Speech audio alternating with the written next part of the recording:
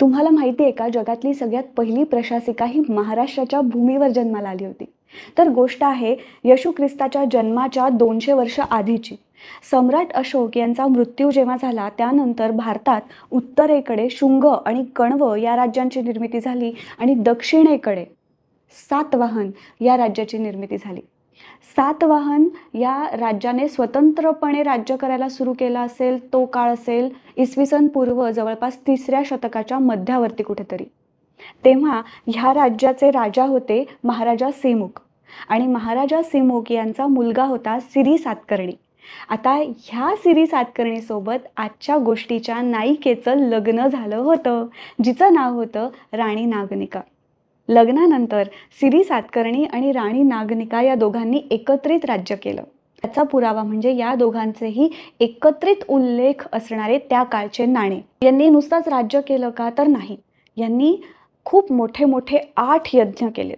त्यात 2 अश्वमेध यज्ञ देखील सामील होते. ह्यावरनं आपल्याला एक अंदाज बांधता येतो की ते राज्य किती समृद्ध आणि किती. आत्ताचं पैठण, जुन्नर आणि नाशिक हे तेव्हा त्या राज्याचा भाग. दुर्दैवाने राजाचा मृत्यू झाला. पतीच्या निधनानंतर राणी नागनिका हिने आपल्या अल्पवयीन मुलाला गादीवर बसवलं आणि राज्यकारभार आपल्या हातात घेतला. नुसता हातातच घेतला का तर नाही, प्रशासन व्यवस्था अगदी चोखपणे बजावली. आंतरराष्ट्रीय व्यापार तिने विस्तारित केला. तिने तिचं सैन्य सशक्त केलं, ज्यामुळे राज्याचं शत्रूंपासून संरक्षण झालं. तिने सामाजिक सहिष्णुता जपली. पतीच्या मृत्यूनंतरही तिने भरपूर धार्मिक कार्य केले, शिवाय यज्ञही केलेत.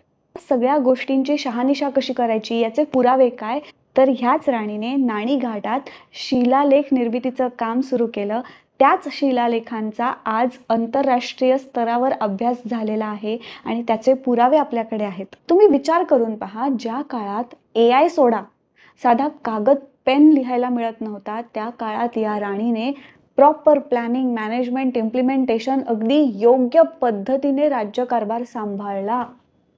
आणि ह्या सगळ्यामुळे सातकर्णी या राज्याला 4.5 दशकांचा इतिहास मिळाला.